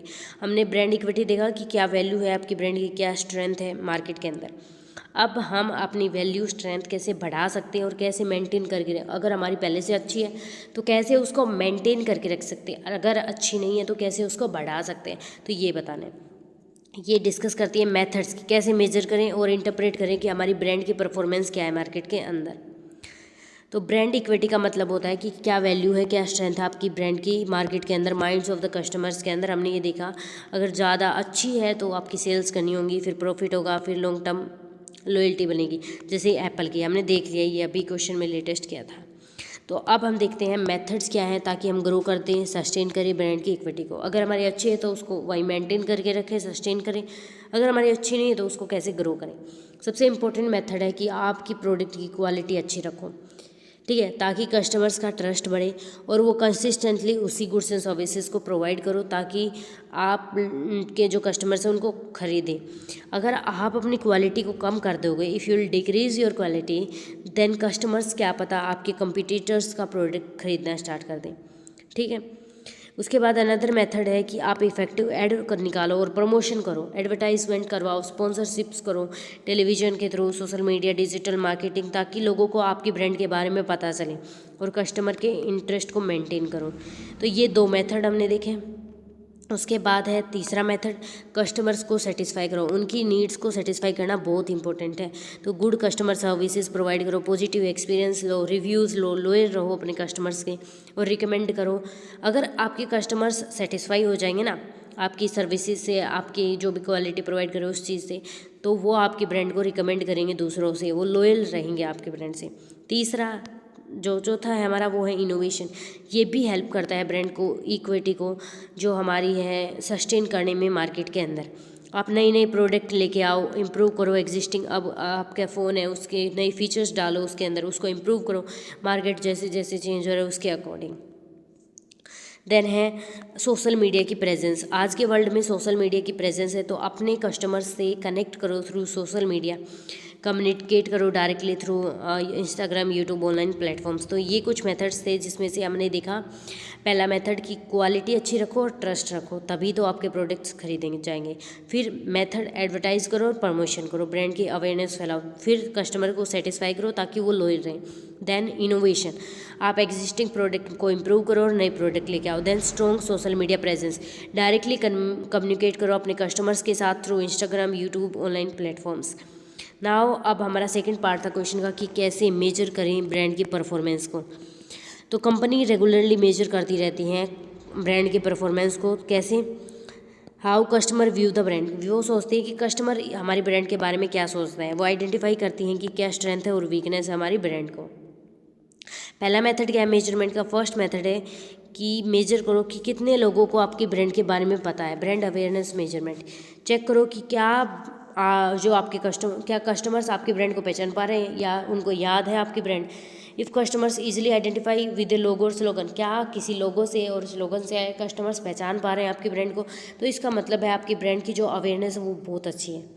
दूसरा मेथड यहाँ पे आता है कस्टमर की लॉयल्टी। क्या आपके कस्टमर्स बार बार वही कस्टमर्स आपके खरीदने आ रहे हैं, क्या कस्टमर्स की रिटेंशन है, स्टडी रिपीट परचेज, क्या बार बार वही कस्टमर्स खरीद रहे हैं, तो ये देखो। फिर है कस्टमर्स को सेटिस्फेक्शन, सर्वे निकालो। कंपनीज सर्वे निकालते हैं कि कस्टमर से क्वेश्चंस पूछते हैं, उनके प्रोडक्ट क्वालिटी कैसी है, ओवरऑल एक्सपीरियंस कैसा है, तो वो करो। फिर उसके बाद हमारा आता है सेल्स, और जो हमारा मार्केट शेयर होता है, आपका मार्केट शेयर, आपकी सेल्स बढ़ रही हैं कम हो रही, हायर मार्केट है या लोअर मार्केट, तो इससे भी पता चलता है। फिर आप ऑनलाइन रिव्यूज़ चेक कर सकते हो, सोशल मीडिया पे आपकी फीडबैक देख सकते हो, उससे भी आपको पता चलेगा। यहाँ पे मेजर कैसे करते हैं ब्रांड की परफॉर्मेंस, पहला कस्टमर्स के व्यू देखो कि ब्रांड की परफॉर्मेंस कैसी है, तो कस्टमर्स के व्यू देखो कैसा सोचते हैं, आपकी स्ट्रेंथ क्या है, वीकनेस क्या है। दूसरा, ब्रांड की अवेयरनेस है या नहीं, लोगों को पता है या नहीं, लोगों से, स्लोगन से, ब्रांड के नाम से आपको पहचान पा रहे हैं या नहीं। फिर है मेजर करो कि कस्टमर्स बार बार वही खरीद रहे हैं, फिर नए कस्टमर्स आ रहे हैं, ठीक है। फिर कस्टमर्स के सेटिस्फेक्शन को मेजर करो, सर्वे निकालो कि कस्टमर सेटिस्फाई हैं या नहीं। सेल्स और मार्केट शेयर करो, देखो कि आपका मार्केट के अंदर कितना % शेयर, अगर ज़्यादा है तो ठीक है। फिर ऑनलाइन रिव्यू और सोशल मीडिया की फीडबैक देखो कैसी है। अब अगर हमने मेजर कर लिया, ठीक है, तो इसकी इंपॉर्टेंस क्या है, क्यों ज़रूरी है मेजर करना। इससे एक तो आपको पता चलेगी क्या स्ट्रेटजीज और कस्टमर के एक्सपीरियंसेस हैं। इससे आप अपनी अपॉर्चुनिटी और कॉम्पिटिटिव चैलेंजेस को, थ्रेट्स को पहचान सकते हो कि आगे क्या क्या अपॉर्चुनिटी आने वाली है। दूसरा, रेगुलर मेजरमेंट करते रहोगे तो आपकी स्ट्रॉन्ग ब्रांड इमेज बनेगी और कस्टमर्स का ट्रस्ट बढ़ेगा। और जो फीडबैक है ना कस्टमर्स की, वही तो आपकी प्रोडक्ट को इम्प्रूव करेंगे और सोल्व करेंगे कंप्लेंट्स क्विकली। और मैं आपको एक और बात बताऊं, ये कंक्लूजन पढ़ो और मेरी बात सुनो। आपको मुझे रिव्यूज़ देने हैं कि कैसी वीडियोस लग रही हैं, समझ आ रहा है या नहीं। यार छोटा सा तो लिखना है, थैंक्स वगैरह, अगर समझ आ रहा है तो ठीक है, नहीं आ रहा तो वो लिख दो। एक सेकंड लगेगी, 1 मिनट लगेगी, प्लीज़ लिख दिया करो यार, क्या प्रॉब्लम होती है इस चीज़ से। एक लाइक कर दो, आपको सब चीज़ फ्री ऑफ कॉस्ट मिल रही है। देखो इतनी मेहनत करके अभी 1 घंटे 30 मिनट की वीडियो बनाई थी, उसमें सब कुछ एडिट किया, अपलोड किया उसको, और अभी नेक्स्ट ये वीडियो, और इसके बाद एक और वीडियो बनानी है इंटरनेशनल टैक्सेशन की, क्योंकि आप लोग पहले नहीं बताते हो, एग्ज़ाम से 1 दिन पहले बताते हो, आज बोलते हो कि कल मेरा एग्ज़ाम है, बना दो। बताओ क्या करूँ, पहले नहीं बता सकते, कम से कम 1-2 दिन पहले, 2-3 दिन पहले तो बताओ, कम से कम एटलीस्ट मैं प्रिपेयर तो करूँ उस चीज़ के लिए। लेकिन नहीं, मेरी भी स्टडीज़ को वो करवा रहे हो आप लोग। बट जो भी है, चलो अभी नेक्स्ट करते हैं। आप मत करना कमेंट वगैरह, आप कर ही नहीं सकते, चलो छोड़ो उसको। नेक्स्ट है ब्रांड एक्सटेंशन क्या होता है और उसकी एडवांटेजेस, डिसएडवांटेजेस, और आज के ज़माने के अंदर क्या उसकी अपॉर्चुनिटीज़ हैं। तो ब्रांड एक्सटेंशन का मतलब है using an existing successful brand name for launching new product. आपको कोई नया प्रोडक्ट लॉन्च करना है, लेकिन आप क्या यूज़ कर रहे हो, एग्जिस्टिंग जो सक्सेसफुल ब्रांड है उसका नाम यूज़ कर रहे हो, ठीक है। तो ये ब्रांड को एक्सटेंशन मतलब यहाँ से यहाँ बढ़ाना। कस्टमर्स ऑलरेडी उस ब्रांड पे ट्रस्ट करते हैं, तो ये आपको आसान बना देगा नए प्रोडक्ट को लॉन्च करने में। तो ये हेल्प करता है कंपनीज़ को, आपको एडवर्टाइज़ नहीं करना पड़ेगा, तो आपकी कॉस्ट बचेगी। मार्केट की रीच, आप पहले से मार्केट पे पहुंच जाओगे। जैसे कि डव फर्स्ट पॉपुलर बना, फिर उन्होंने सोप के लिए बना, साबुन आते थे, उसके बाद उन्होंने शैम्पू लेके आया, फेस वॉश लेके आया, बॉडी लोशंस लेके आया, सेम ब्रांड नेम के अंदर। तो ये होता है जो ब्रांड एक्सटेंशन, प्रोडक्ट्स को बढ़ा देना, ठीक है। जो हमारे ब्रांड में प्रोडक्ट्स हैं उनकी जो रेंज है उनको बढ़ा देना। पहले ये सोप के नाम से जाना जाता था, फिर ये डव शैम्पू लेके आया, फेस वॉश, बॉडी लोशन, तो इनके नाम से भी जाना लगा। अब मीनिंग क्या है ब्रांड एक्सटेंशन का, देखो ब्रांड एक्सटेंशन में है company uses A well known brand name for products in the same category और ए डिफरेंट कैटेगरी। आपकी कंपनी की ब्रांड बहुत अच्छी है तो उसको यूज़ करो, सेम कैटेगरी के प्रोडक्ट लॉन्च कर दो या डिफरेंट कैटेगरी, आप उस ब्रांड को यूज़ करो ना, ठीक है। ब्रांड एक्सटेंशन हेल्प करता है ग्रो करने में फास्टर और अट्रैक्ट करता है मोर कस्टमर्स को।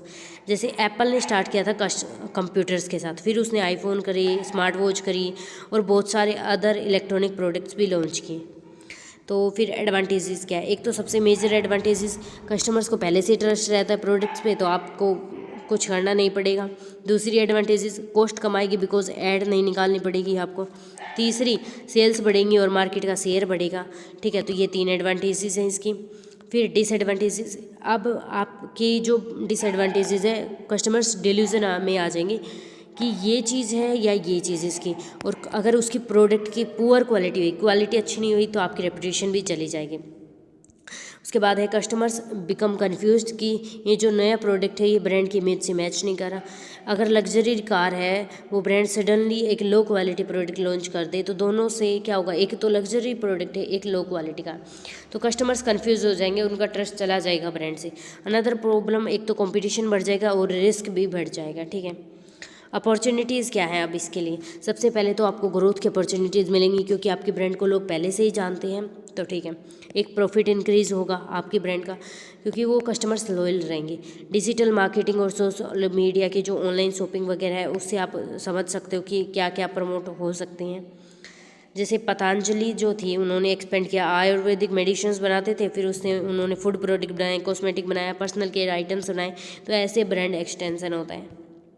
ठीक है, ये कंक्लूजन है इसका, या पॉज करके पढ़ने ला भाई, इतना टाइम नहीं है अब। उसके बाद है next question, what do you understand by brand repositioning? Brand repositioning का मतलब क्या है और कौन से फैक्टर्स हैं जो कि सक्सेसफुल ब्रांड को रीपोजिशनिंग करने में हेल्प करते हैं और रीब्रांडिंग से कैसे अलग है ये? तो ब्रांड रीपोजिशनिंग का क्या मतलब है? Means changing the image of और position of brand in the minds of customers. Customers के माइंड में आपकी जो ब्रांड है उसकी चेंज करना, क्या इमेज और पोजीशन। कस्टमर्स के माइंड में आपकी ब्रांड की इमेज और पोजीशन चेंज करना क्या होता है? Brand repositioning. कंपनीज ये करती हैं जब कस्टमर्स की प्रेफरेंस, मार्केट कंडीशंस और कंपटीशन चेंज होता रहता है। इसका मेन एम होता है कि वो न्यू कस्टमर्स को अट्रैक्ट करें और मार्केट के अंदर बनी रहें लंबे टाइम तक। रीपोजिशनिंग हेल्प करता है कंपनीज़ को वो अपनी इमेज को इम्प्रूव करे और इंक्रीज़ करे सेल्स। जैसे कि Old Spice damage changes its image from an old fashion brand to modern और youthful brand through creative advertisements. Next, meaning क्या होता है ब्रांड रीपोजिशनिंग का मतलब क्या है? तो इसका मतलब है changing the way customers think about A brand. आपके ब्रांड के बारे में लोग पहले क्या जानते थे कि ये ट्रेडिशनल है, पुरानी चीज़ें लॉन्च करते, लेकिन आपने अब ब्रांड रिपोजिशनिंग कर दी, आपने मार्केटिंग स्ट्रेटजी चेंज कर दी, प्रोडक्ट के फीचर्स आप मॉडर्न चीज़ों पे शिफ्ट हो गए। तो आपने क्या किया, ऐसी चीज़ें चेंज कर दी जिससे कस्टमर सोचता है आपके ब्रांड में कि चेंज हुआ है। ठीक है, जैसे सेल्स, उससे क्या होगी, अगर आपकी ब्रांड रिपोजिशन हो जाएगी तो कई बार क्या होता है सेल्स कम हो जाती है। पहले वो ये चीज़ खरीदते थे मॉडर्न वाली, लेकिन अब वो सोचते हैं कि यहाँ पे नहीं मिलेंगी, यहाँ पे ट्रेडिशनल स्टार्ट हो गया तो वो आप सेल्स कम हो जाएंगी। कंपटीशन इंक्रीज हो जाएगा, पहले से वहाँ पे कंपटीशन है ट्रेडिशनल में और कंपटीशन, कस्टमर की प्रेफरेंस चेंज हो जाएगी। ठीक है, उसके बाद है फैक्टर्स क्या है जो कि सक्सेसफुल करवाते हैं किसी भी ब्रांड रिपोजिशनिंग को। तो यहाँ पे कौन से फैक्टर्स है? सबसे पहला इंपॉर्टेंट फैक्टर कि आपको समझना होगा कस्टमर्स की नीड्स क्या हैं, क्या चाहते हैं customers.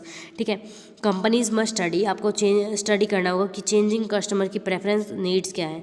Another factor effective communication, आपको कंपनी को क्लियरली एक्सप्लेन करना होगा कि आपकी न्यू इमेज कैसी है और क्या वैल्यू है आपकी उस इमेज की, एडवर्टाइज और प्रमोशन से। नेक्स्ट, आपको कंसिस्टेंसी बनानी ज़रूरी है। अब ये नहीं है एक बार चेंज कर दे फिर से आप उसी प्रोडक्ट पे चल गए, दोबारा से चेंज कर दे, नहीं, अब एक ही मैसेज दोबारा से सभी जगह रखो। तीसरा, प्रोडक्ट की क्वालिटी अच्छी रखो। फिर है ब्रांड न्यू बनाई है तो इसका मतलब ये नहीं है प्रोडक्ट की क्वालिटी ख़राब रख दी।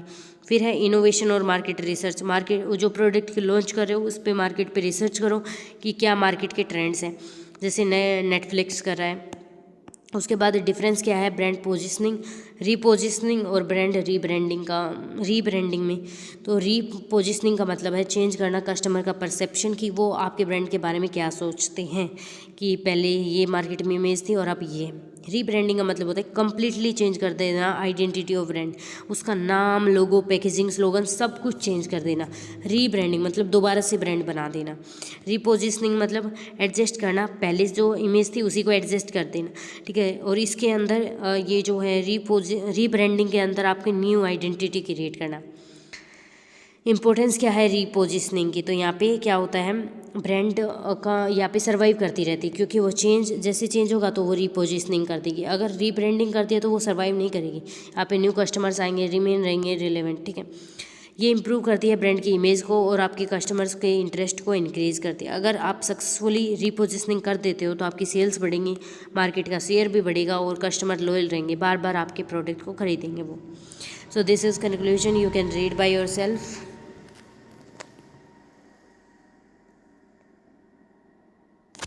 Now let's start. Discuss strategic process of designing, implementing brand strategy with reference to brand architecture, hierarchy and brand product metrics.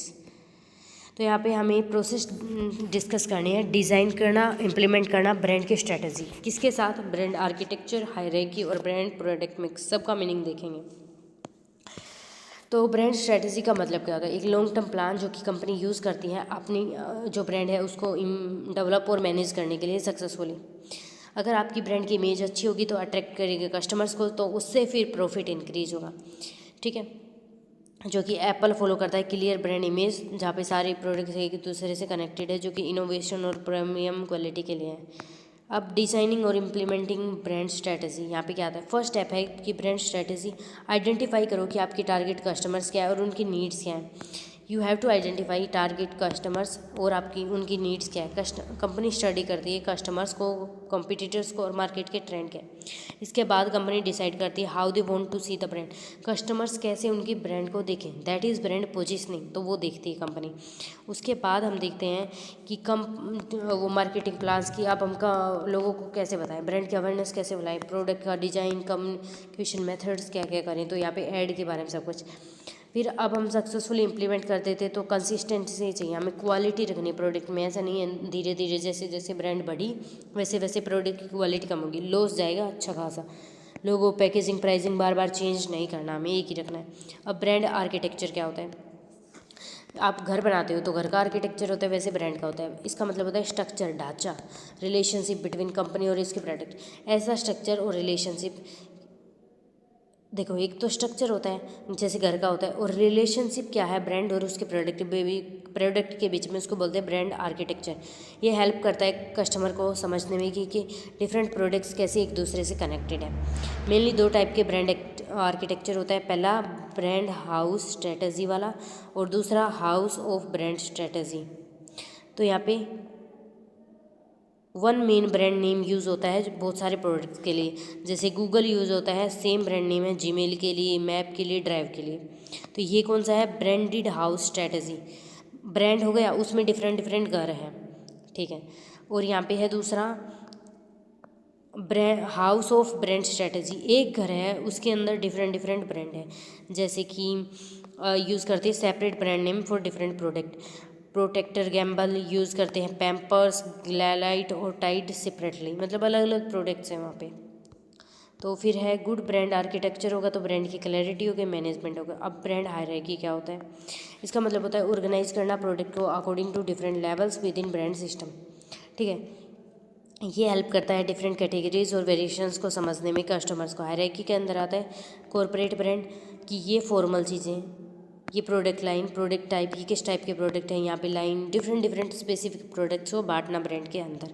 जैसे सैमसंग को कॉर्पोरेट ब्रांड है वहाँ पे, और वाई जो गैलेक्सी है वो क्या है, एक प्रोडक्ट लाइन है। जो गैलेक्सी एस सीरीज़ है वो स्पेसिफिक प्रोडक्ट है। सैमसंग क्या है, देखो सैमसंग है कॉर्पोरेट ब्रांड, जो मेन जो कंपनी का नाम है वो सैमसंग है। उसके अंदर गैलेक्सी क्या है, एक फ़ोन का नाम है, मतलब एक प्रोडक्ट लाइन, उसके अंदर एक फ़ोन की सीरीज़ है जो गैलेक्सी एस सीरीज़, तो वो है स्पेसिफिक प्रोडक्ट की कैटेगरी। तो ऐसे होता है।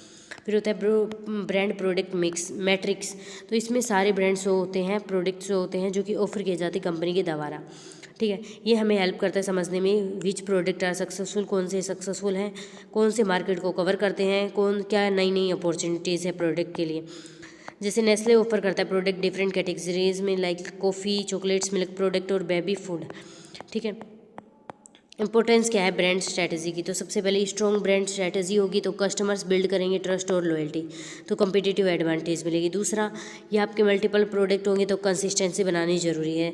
अगर ये अच्छी होगी ब्रांड तो सेल्स इंक्रीज होंगी, कस्टमर का सेटिस्फेक्शन और लॉन्ग टर्म बिजनेस ग्रोथ होगी। और गाइस आपके जितने भी ये इंपॉर्टेंस है नहीं, सारी ऑलमोस्ट सेम है, तो एक की इंपॉर्टेंस याद कर लो, 10-15 पॉइंट सब में वही इंपॉर्टेंस लिख सकते हो, चाहे कोई सा भी कंसेप्ट किसी पे भी पूछे। Conclusion you can read by yourself.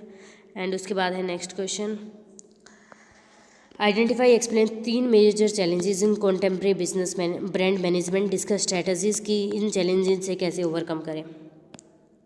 तो मॉडर्न यहाँ पे देखो चैलेंजेस की बात करें, आप ये पढ़ लेना। देखो अभी इतना टाइम नहीं है कि हर एक चीज़ एक्सप्लेन करूँ, तो यहाँ पे देखो कंटिन्यूसली इनोवेट और अडेप्ट करने के लिए बहुत सारे चैलेंजेस है। पहला तो चैलेंज है कंपटीशन बढ़ रहा है, increase competition. One major challenge is intense competition, बहुत ज़्यादा कंपटीशन। टुडे कस्टमर्स के पास बहुत ज़्यादा चॉइसेस है ऑलमोस्ट हर एक प्रोडक्ट की कैटेगरीज में।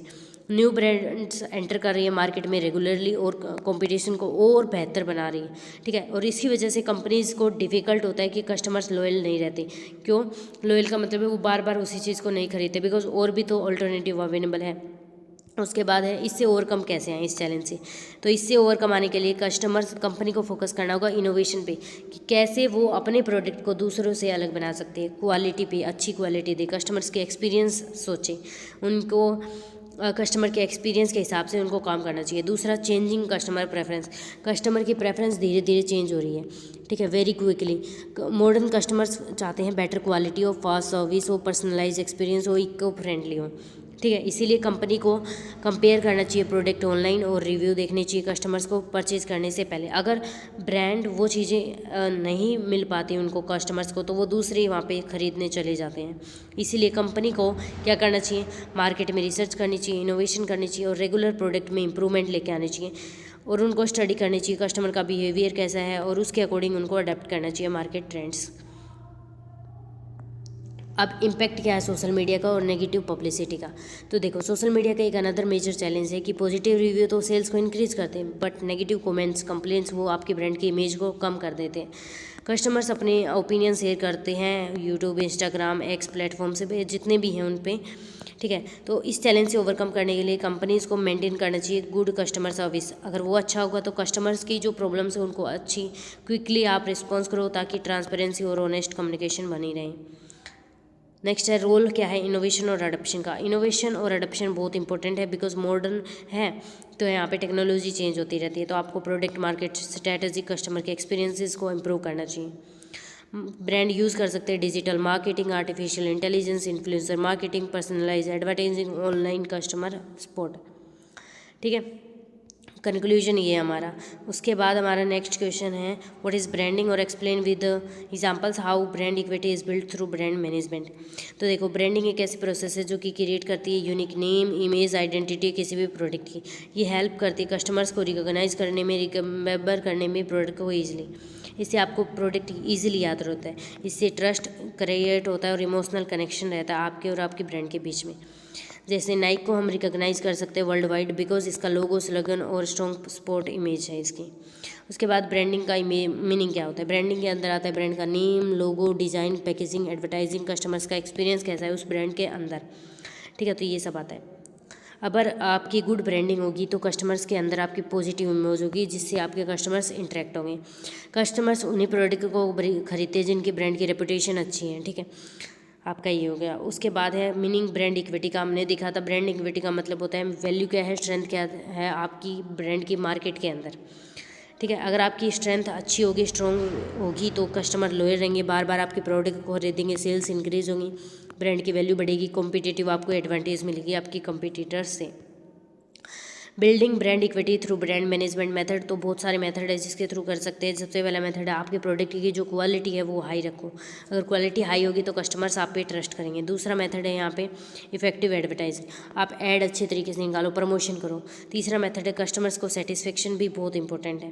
देन यहाँ पे फोर्थ है हमारा इनोवेशन, ये मैंने पढ़ा दिया आई थिंक इनोवेशन। उसके बाद है सोशल मीडिया और इन्फ्लुएंसर मार्केटिंग करो, तो ये हमने पढ़ लिया, इसीलिए मैं ऊपर ऊपर से पॉइंट बता रही हूँ, ठीक है। इंपॉर्टेंस क्या है ब्रांडिंग का तो हमने पढ़ ही लिया आई थिंक, मैं पीछे तो नहीं आई। एक तो इससे स्ट्रॉन्ग मार्केट इमेज बनती है, लॉन्ग टर्म रिलेशनशिप बनती है कस्टमर और आपके बीच में, ठीक है। दूसरा है आप चार्ज कर सकते हो प्रीमियम प्राइसेस, क्यों, क्योंकि आपके ऊपर कंपनी जो कस्टमर है ट्रस्ट करते हैं तो वो खरीदेंगे, इससे आपकी बिजनेस की ग्रोथ होगी और प्रॉफिट बढ़ेगा आपका। कंक्लूजन ये है। फिर अब कुछ शॉर्ट नोट्स है वो देखेंगे। ब्रांड लैडर क्या होता है, इसका मतलब होता है एक्सप्लेन करना how customer relationship with a brand grow and from basic product features to emotional connection, कैसे बेसिक फीचर से लेके इमोशनली आपके प्रोडक्ट की जो कस्टमर के साथ रिलेशनशिप बढ़ती है वो। प्रोडक्ट फीचर, बेनिफिट्स और कस्टमर की फीलिंग, फिर ब्रांड वैल्यू और फिर इमोशनल कनेक्शन होता है यहाँ पे। नाइक सिर्फ शूज़ नहीं बेचता, वो कॉन्फिडेंस बेचता है, मोटिवेशन और फिटनेस बेचता है। उसको लोगो भी, उसका स्लोगन है जस्ट डू इट। अब लीगल एस्पेक्ट्स क्या होते हैं ब्रांडिंग के, ये इंपॉर्टेंट है भाई। लीगल एस्पेक्ट्स मतलब उनको हम प्रोटेक्ट करना चाहिए कि क्या राइट्स है, आइडेंटिटी है ब्रांड की। कंपनीज यूज़ करते हैं ट्रेडमार्क, कॉपीराइट, पेटेंट की कोई भी उस ब्रांड को कॉपी ना कर पाए, उसका मिसयूज़ ना कर पाए। ट्रेडमार्क प्रोटेक्ट करते हैं कंपनीज़ को कि वो यूनिक रहें और कस्टमर्स कन्फ्यूज़ ना हो। जैसे लोगो होता है name Coca Cola, legally protected है, आप उसको यूज़ नहीं कर सकते। एथिकल एस्पेक्ट क्या होता है, ऐसा कंपनी बिहेव करती है ऑनेस्टली और responsibly towards customer society. Brands कभी भी फॉल्स एडवर्टाइज नहीं करती, पुअर क्वालिटी प्रोडक्ट्स नहीं देती, मिसलीडिंग इंफॉर्मेशन नहीं देती। तो एथिकल मतलब एथिक्स को फॉलो करते हैं, कुछ वैल्यूज़ होते हैं उनको फॉलो करते हैं। कौन से मेथड्स हैं जिनसे ब्रांड की परफॉर्मेंस मेजर की जाती है, वैसे तो हमने देख लिया। इसमें एक तो है आपकी कस्टमर का सेटिस्फेक्शन कैसा है, जितना ज़्यादा सेटिस्फेक्शन होगा उतना कस्टमर लॉयल रहेगा। सेल्स की ग्रोथ कैसी हो रही है, मार्केट में आपका शेयर कितना है, शेयर ज़्यादा है तो इसका मतलब आपकी परफॉर्मेंस अच्छी है। ब्रांड की अवेयरनेस, लोगों को पता है नहीं पता आपकी ब्रांड के बारे में। ऑनलाइन रिव्यू, अगर पॉजिटिव रिव्यू है, पॉजिटिव कस्टमर की फीडबैक है तो आपकी सेल्स बढ़ेंगी, फिर उससे आपकी ब्रांड की परफॉर्मेंस अच्छी है। उसके बाद है growing and sustaining brand equity. तो यहाँ पे है मतलब कैसे आप अपनी ब्रांड की इक्विटी, ब्रांड की वैल्यू और स्ट्रेंथ मार्केट के अंदर बढ़ा सकते हो या फिर मेंटेन करके रख सकते हो। अगर पहले से अच्छी है तो आप प्रोडक्ट की क्वालिटी अच्छी रखो, इनोवेशंस लेके आओ, फीचर्स ऐड करो, एडवर्टाइज ही करते रखो, कस्टमर्स को सेटिस्फाई करो, ट्रस्ट बिल्ड करो उसके अंदर, और सोशल मीडिया एंगेजमेंट, आप अपने जो कमेंट्स आते हैं उनका रिप्लाईज करते रखो। उसके बाद है कस्टमर ब्रांड रीब्रांडिंग, मतलब कंप्लीटली अपनी ब्रांड है आइडेंटिटी उसको चेंज कर देना, उसका लोगो नेम, पैकेजिंग, ब्रांड इमेज सब कुछ चेंज कर देना। फ्रेश मार्केट इमेज लेके आना, टारगेट न्यू कंज्यूमर्स और सब कुछ नया करना स्टार्ट। फिर उसके बाद है ब्रांड लॉयल्टी की, कितने कस्टमर्स आपकी प्रोडक्ट को रिपीटेडली खरीदते हैं बिकॉज ऑफ उनको आपके ऊपर ट्रस्ट है, सेटिस्फेक्शन है लॉन्ग टर्म के लिए। फिर उसके बाद है ब्रांड आर्किटेक्चर, यहाँ पे है इसका मतलब है ऑर्गेनाइज करना ब्रांड को और प्रोडक्ट को स्ट्रक्चर्ड वे में। जैसे गूगल है उसके अंदर आर्किटेक्चर मतलब यहाँ पे आपका ये फ़ोन मिलेगा, ठीक है। सबसे पहले सैमसंग कंपनी का नाम है, फिर उसमें गैलेक्सी एक फ़ोन है सीरीज़, फिर उसमें एक सीरीज़ है एस सीरीज़, तो उसका ये फ़ोन है। तो ये आर्किटेक्चर होता है डिवाइड करना प्रोडक्ट लाइन में। केस स्टडी है, एप्पल को वर्ल्ड वाइड जाना जाता है बिकॉज इसके प्रीमियम है। यहाँ पे ये सारी चीज़ आप पढ़ सकते हो, मैंने ये पढ़ लिया था इसलिए मैं समझा नहीं रही हूँ, देख लो। केस स्टडी एग्जाम में आई हुई 12 मार्क्स की। तो क्वेश्चन यहाँ पे पूछा था कि एक्सप्लेन करो ब्रांड स्ट्रेटेजी क्या है एप्पल की। दूसरी, क्रिटिकली एनालाइज करो कि ब्रांड स्ट्रक्चर क्या है एप्पल का और पॉसिबल चैलेंजेस क्या है जो ये फेस करता है। रोल क्या है ब्रांड आर्किटेक्चर का, हायरार्की और ये का। तो देखो हमने ये वाला पढ़ा था रोल, हमने देखो ब्रांड की स्ट्रेटेजी पढ़ ली एप्पल की मतलब वो प्रीमियम क्वालिटी पे फोकस करता है। ब्रांड का स्ट्रक्चर क्या है एप्पल का, पॉसिबल चैलेंजेस हमने पढ़े थे क्वेश्चन नंबर आई थिंक 10 में कि क्या क्या पॉसिबल चैलेंजेस हैं और कैसे उनको ओवरकम करें, जैसे इंक्रीज हो रहा है कॉम्पिटिशन वगैरह, वो सब वो लिखना है। यहाँ पे ब्रांड स्ट्रेटेजी लिखनी है, यहाँ पे लिखना है ब्रांड आर्किटेक्चर क्या होता है, हायरार्की क्या होती है और ब्रांड प्रोडक्ट मिक्स क्या होता है। आपकी केस स्टडी डन, आपके 12 मार्क्स कंप्लीट।